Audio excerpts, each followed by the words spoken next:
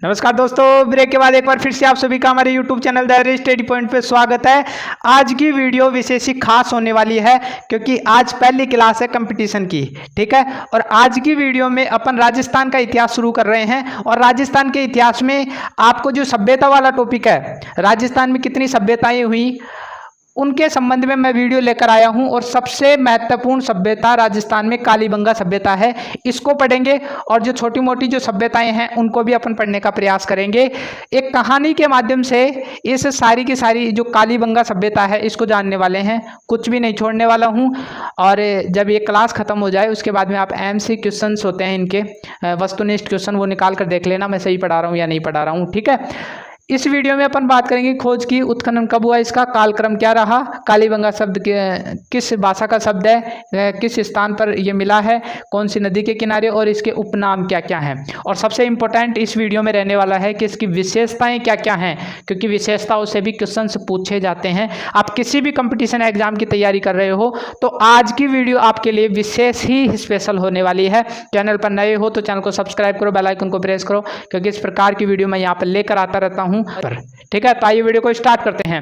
Friends, ये जो कालीबंगा सभ्यता है उसको आप जब भारत का इतिहास पढ़ाया जाएगा, और भारत के इतिहास में आपको सभ्यता वाला टॉपिक पढ़ना पड़ेगा, उस टाइम भी सिंधु घाटी सभ्यता का एक प्रमुख स्थल है, तो इसके बारे में वहां भी पढ़ना पड़ेगा और यहाँ भी पढ़ना पड़ेगा, ठीक है। तो राजस्थान की ये जो एग्जाम है उनके लिए ये टॉपिक वेरी इंपॉर्टेंट है। तो सबसे पहले इसकी लोकेशन देख लेते हैं अपन मैप में कि इसकी लोकेशन क्या है, सब बढ़िया तरीके से। तो आइए मैप पर चलते हैं।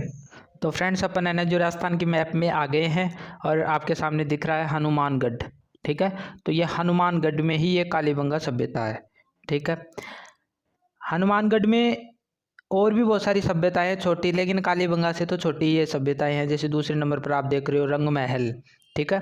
यहाँ पर एक नदी बहती है गग्गर नदी, जिसे सरस्वती नदी भी बोलते हैं।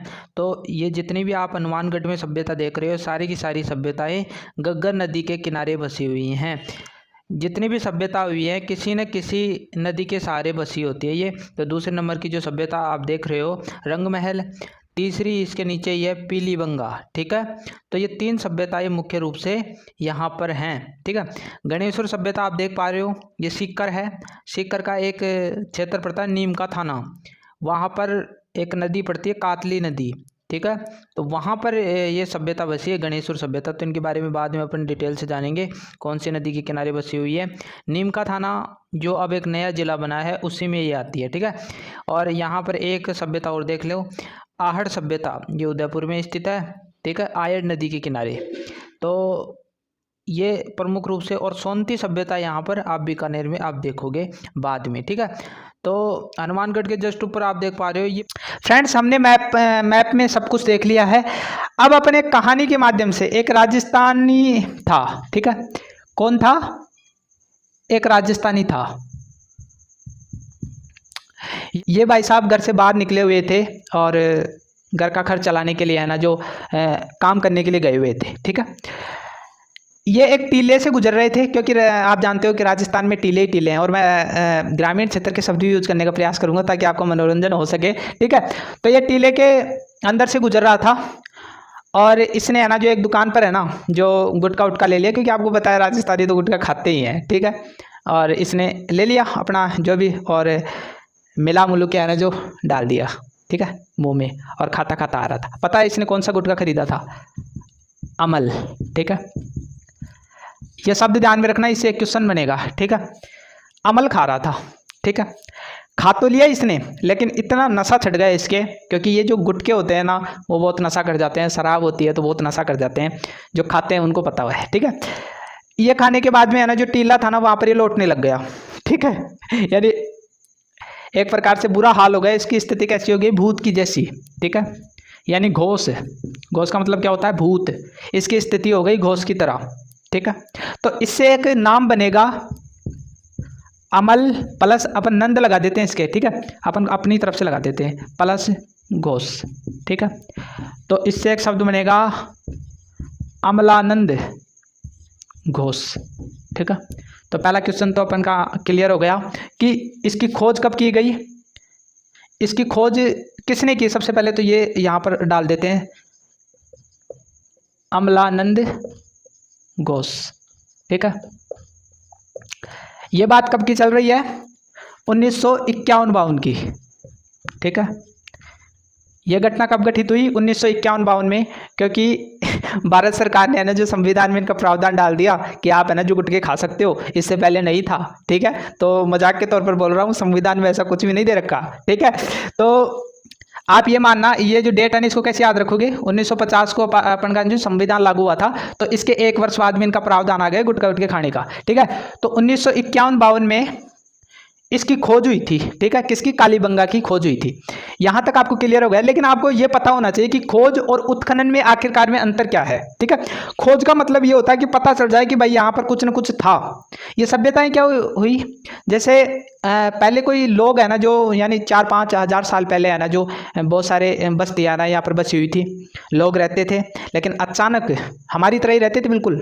ठीक है, अचानक कुछ रोग हुआ या कुछ प्राकृतिक आपदा आ गई, तो वो पूरी की पूरी सभ्यता नष्ट हो गई और उनके मकान उकान रेत में दब गए। अब रेत में दबेंगे तो अब तो निकलेंगे ना, क्योंकि जो अपने आसपास में है ना जो मकान बना रहे हैं, तो वो सारी की सारी चीज़ें निकल रही हैं, तो उनके मकान, उनका रहन सहन सब निकला है। तो वही तो है ये सारी की सारी चीज़ें। ठीक है, तो खोज क्या होती है कि अपन को पता चल गया कि भाई यहाँ पर कुछ है, खोदा नहीं गया अभी, अपन को सिर्फ ऐसा पता चल गया कि यहाँ पर कुछ कुछ है। ठीक है, तो उसको तो क्या कहते हैं? खोज। तो इसकी खोज 1951-52 में हुई। उत्खनन किसे कहते हैं? खोद, उसको खोदने लग जाना। ठीक है, उसकी खुदाई करना किसी चीज़ से और वहाँ पर बहुत सारी चीज़ें निकली, तो उसको क्या बोलते हैं? उत्खनन बोलते हैं। ठीक है, तो ये एक क्वेश्चन तो क्लियर हो गया आपका। ठीक है, अब इस कहानी को है ना जो अपन आगे बढ़ाते हैं। ठीक है, अब ये भाई साहब है ना जो भूत बन गया। ठीक है, रेत के कारण है ना जो इसका जो मुंह है ना वो भूत की तरह हो गया। अब ये भूत हो गया तो हनुमान जी आए। आपको पता है कि जब भी भूत आ जाते हैं ना तो हनुमान चालीसा पढ़ी जाती है, क्योंकि हनुमान जी के सामने है ना भूत चले जाते हैं। ठीक है, तो इन्होंने आकर कहा कि तू है ना जो सरस्वती जो नदी है ना उसमें स्नान कर ले और बढ़िया तरीके से अपने शरीर को धो ले, ये जो भूत हो रहा है ना ये हट जाएगा तेरा। ठीक है, तो ये ऐसा कहकर है ना जो चले गए। ठीक है, और ये है ना जो नदी की तरफ चला गया। तो यहाँ पर एक क्वेश्चन आपका क्लियर होगा कि ये जो कालीबंगा सभ्यता है वो हनुमानगढ़ में है। ठीक है, हनुमानगढ़ में स्थित है। क्लियर हो गया? इसके बाद में देखो ये सरस्वती लिखा है, तो ये जो सभ्यता है वो किस नदी के किनारे है? सरस्वती। ठीक है, इसका प्राचीन नाम तो ये है, और गग्गर नदी बोल देते हैं इसको। ठीक है, तो गग्गर नदी के किनारे ये सभ्यता बसी हुई है। ठीक है, तो एक की बात ये क्लियर हो गई कि कालीबंगा सभ्यता सरस्वती या गग्गर नदी के किनारे बसी हुई है। यहाँ तक आपको बात क्लियर हो गई होगी। अब इसको है ना जो टोटल लगभग 10 साल लग गए। ये वहाँ से रेत के टीले से निकल कर गया और सरस्वती जो नदी थी उसमें इसने स्नान किया। स्नान करने के बाद में है ना जो बिल्कुल चिकना हो गया और ये बाजार में जाता है, क्योंकि इसके है ना जो पत्नी भी थी, और इसने बोला कि आलू गाय के लिए आना जो आप कुछ न कुछ लेर चला क्योंकि 10 साल बाद में आप जा रहे छगर आने, तो जो बीबी है ना वो गुस्सा हो जाएगी, मार पड़ेगी, बेटा कुछ न कुछ ले चल उसके लिए। किसके लिए? किसके लिए? वाइफ के लिए। ठीक है, तो अपनी जो अर्धांगिनी थी उसके लिए कुछ लेकर गया, और क्या लेकर गया? इसके लिए काली रंग की चूड़ियाँ। ठीक है, काले रंग की चूड़ियाँ। इसका विचार था कि गोरे गोरे हाथों में है ना जो काली काली चूड़ियाँ अच्छी लगती है। इसका विचार था, लड़कों की यही सोच होती है कि यार काली चूड़ियाँ, गोरे गोरे हाथों में काली काली चूड़ियाँ तो अच्छी लगेंगी, तो ये काले रंग की चूड़ियाँ इसके लिए लेकर चला गया। ठीक है, अब ये जो काले रंग की चूड़ियाँ है ना इससे एक चीज़ निकलेगी। ठीक है, ये जो शब्द देख रहे हो ना इसमें 2 शब्द हैं, काली प्लस बंगा। ठीक है, इस बंगा का अर्थ क्या होता है? चूड़ी। ठीक है, चूड़ी होता है, और इसका अर्थ तो काला ही होता है। ठीक है, तो ये दोनों मिलाकर क्या बन जाएंगे? काले रंग की चूड़ियाँ। ठीक है, काले रंग की चूड़ियाँ। तो इस शब्द का वास्तविक अर्थ क्या है? काले रंग की चूड़ियाँ। और ये जो शब्द है वो किस भाषा का है? पंजाबी भाषा का। ठीक है, पंजाबी भाषा का इसीलिए है क्योंकि हनुमानगढ़ आप राजस्थान के नक्शे में देखोगे तो हनुमानगढ़ पंजाब के टच में ही पड़ता है, तो वहां पर पंजाब में कौन सी भाषा बोल जाती है? पंजाबी भाषा चलती है, सिंधु भाषा भी बोल देते हैं उसको। ठीक है, तो यहाँ पर आप ये भी डाल सकते हो या सिंधु भाषा बोल दो। ठीक है, सिंधु भाषा। इसका अर्थ क्या है? सिंधु भाषा। तो इसका कहीं ना कहीं प्रभाव पड़ा होगा। तो कालीबंगा शब्द काली प्लस बंगा शब्द से मिलकर बना है, जिसका अर्थ है काले रंग की चूड़ियां। और ये किस भाषा का शब्द है? पंजाबी, या आप सिंधु भाषा भी इसको बोल सकते हो। ठीक है, तो मैं इसको यहां से मिटा देता हूं। ठीक है, आप वीडियो को रोक कर है ना जो लिख लेना, या आपको जो नोट्स दिए गए हैं ना उसमें भी ये सारी की सारी चीज़ें मिल जाएंगी। ठीक है, तो ये तो यहाँ पर तो विशेषता लिखी जाएंगी है ना, तो अभी तो मिटाते नहीं है इसको। ठीक है, तो बात यहाँ अपन की यहाँ तक रह गई थी कि काले रंग की चूड़ियाँ लेकर गया। और अब आगे क्या माजरा हुआ देखो, बीबी को गुस्सा आएगा या फिर क्या होगा, इसका क्या असर करने वाली है, ये बहुत ही भयानक स्थिति है। ठीक है, तो ये इसके लिए लेकर चला गया। प्रारंभ में तो ये कुछ हुई कि पतिदेव आगा कुछ लाया थी मारतानी भी। ठीक है, तो इसके हाथों में वो काले रंग की चूड़ियाँ थी। इसने बड़े कुशी से है ना जो चूड़ियों को खोल लिया। चूड़ी को खोलते है ना इसको इतना बड़ा गुस्सा है, यानी बुरी तरीके से इसको गुस्सा आया कि पतिदेव तो तन काली चूड़ी मिली थी के क्योंकि ग्रामीण क्षेत्र में ऐसे बात करते हैं, काली चूड़ी मिली थी के, कुछ दूसरो रंग लिया तो इतना दिना सा आयुष है, पूरा ही माइंड है ना जो मेरे खराब कर दियो, ऐसा इसने बोला। और यानी बीबी लाल हो गई, बीबी लाल हो गई। ठीक है, ये बीबी है ना जो लाल हो गया, यानी इसको गुस्सा आ गया बुरी तरीके से, और इसने गुस्से गुस्से में इसके थप्पड़ मार दिया। यानी बीबी ने थप्पड़ मार दिया। ठीक है, ठीक है, इसने है ना जो थप्पड़ मार दिया। लगभग 10 साल बाद में बेचारा आया था और इसके है ना जो थप्पड़ मार दिया। ऐसा कोई करता है क्या? अपने पति के साथ वैसा करता है क्या? लेकिन फिलहाल में हो रहे हैं। ठीक है, तो इन दोनों चीज़ों से आपका एक क्वेश्चन क्लियर हो जाएगा, उत्खनन। ठीक है, इसके 10 साल बाद में, देखो मैं डेट को भी याद कराने का आपका तरीका बता रहा हूँ। इससे 10 साल बाद में यानी 1961 को उत्खनन प्रारंभ हुआ, यानी खुदाई प्रारंभ हुई, और ये खुदाई 1969 तक चली। ठीक है, ये खुदाई कब तक चली? 1969 तक चली। तो आप देख पा रहे हो कि 10 साल बाद में घर आया था। तो इसका उत्खनन कब हुआ? 1961 से लेकर 1969 तक चला। और किसने किया? 2 व्यक्ति थे, नाम ध्यान में रखना, बीबी लाल। ठीक है, एक व्यक्ति तो ये थे और दूसरा व्यक्ति था बीके थप्पड़, सॉरी थप्पड़। ठीक है, इसका फुल फॉर्म आप देखोगे तो ब्रिजवासी लाल। ठीक है, आप फुल फॉर्म लिखना चाहो तो ये भी लिख लो, ब्रिजवासी लाल। ठीक है, और इसके लिखना चाहो तो बाल कृष्ण थप्पड़। ठीक है, तो ये 2 व्यक्ति थे जिन्होंने इसका उत्खनन किया। तो यहाँ तक आपको बढ़िया तरीके से समझ में आ रहा होगा। ठीक है, तो अब बात है ना जो यहाँ तक ही समाप्त नहीं हुई थी। थप्पड़ भी मार दिया, चलो भाई इसने साइन कर लिया कि भाई थप्पड़ मार दिया, कोई बात नहीं है, क्योंकि बोला आदमी था, इसको क्या पता था कि ये ऐसा करेगी। ठीक है, तो स्क्रीनशॉट ले लो जल्दी से, और या फिर आपको वहाँ पर मिल जाएगा। आपको समझना है, वीडियो को वापस रिपीट करके भी आप देख सकते हो इसको। ठीक है, इसके बाद में क्या हुआ कि ये अभी तक इसका गुस्सा है ना जो शांत नहीं हुआ, और उसने क्या बोला कि सामने देख, सामने है ना जो बैल खड़ा है तेरा बाप है। ठीक है, सीधा बोला इसने तो भाई साहब, और ऊँट, ये सामने ऊँट खड़ा है, बैल खड़ा है, और हल सभी के घरों में होते थे पहले। ठीक है, लकड़ी का हल है। ठीक है, इन सबको ले जा और खेतों में है ना जो खेत जोत। ठीक है, क्योंकि कितने दिनों से आया है और अनाज भी नहीं हुआ हमारे पास में, तो चुपचाप लो चले जा और तेरा काम कर ले। ठीक है, अभी यहाँ पर देखो बहुत सारे क्वेश्चन आपके क्लियर होंगे। ठीक है, अब अपन का है ना जो विशेषता वाला टॉपिक है ना जो स्टार्ट हो गया। ठीक है, सबसे पहले इस चीज़ को है ना यहीं पर रोकता हूँ मैं, कुछ चीज़ें है ना जो यहाँ से क्लियर करा देता हूँ आपकी। ठीक है, ये अभी यहीं रोको, ये कुछ टॉपिक हैं इसको मैं क्लियर करा देता हूँ। ठीक है, इसका जो कालक्रम है ना वो लिख लो, 2350 ईसा पूर्व से 1750 ईसा पूर्व। ठीक है, इसको क्लियर कर देते हैं। ये सबसे प्रमाणिक काल माना जाता है, क्योंकि बहुत सारे इतिहासकार रहे उन्होंने अलग अलग बताया होगा, लेकिन सबसे प्रमाणिक इसको माना जाता है। आपने बुक में भी देखा होगा, बहुत सारे कालक्रम दे रखे होंगे, सिंधु घाटी सभ्यता में भी। ठीक है, तो सिंधु घाटी सभ्यता का जो कालक्रम है वो ही इसका कालक्रम है, ये ध्यान में रखना बात है। और ये प्रमाणिक क्यों माना जाता है? कार्बन पद्धति C14। ठीक है, इसीलिए इसको सबसे प्रमाणिक माना जाता है। ये एक वैज्ञानिक विधि है, इसके माध्यम से डेट ज्ञात किए जाते हैं किसी भी वस्तु की। ठीक है, तो ये क्लियर हो जाएगा। इसके बाद में देखो इसके उपनाम क्या क्या हैं। देखो कांस्य युगीन सभ्यता, ये कांस्य युगीन। ठीक है, एक तो इसका उपनाम क्या है, ये कांस्ययुगीन सभ्यता है, ठीक है। दूसरा ये प्राक हड़प्पियन, ठीक है, हड़प्पा कालीन लिख दो, ठीक है, हड़प्पा कालीन सभ्यता है, ठीक है।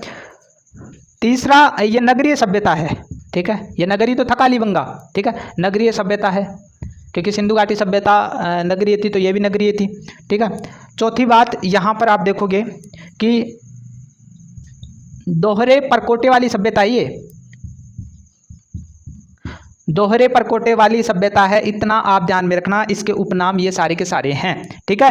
तो आपको सारी की सारी चीज़ें क्लियर करा दी। अब उस कहानी को अपनी स्टार्ट करते हैं और इसकी विशेषताएं सारी की सारी आ जाएंगी, ठीक है। तो आप वीडियो को रोककर बाद में लिख लेना, ठीक है, या फिर साथ साथ लिखते चले जा रहे हो या फिर नोट्स में आप लिख लेना, ठीक है। क्लियर हो रहा है। इसके बाद में देखो मैं इसको थोड़ा बहुत मिटाना पड़ेगा मेरे को इसको, ठीक है। तो ये बात आप ध्यान में रखना, ठीक है। अभी मैं इसको मिटा देता हूँ, इसके आधार पर ही अपन एनर्जी क्वेश्चन के आंसर मिलेंगे अपन को, ठीक है। अब मैंने ऊंट की बताया, बैल का बताया। तो पहली जो विशेषता है, विशेषताएं आगे पीछे हो सकती हैं, ये ध्यान में रखना, ठीक है।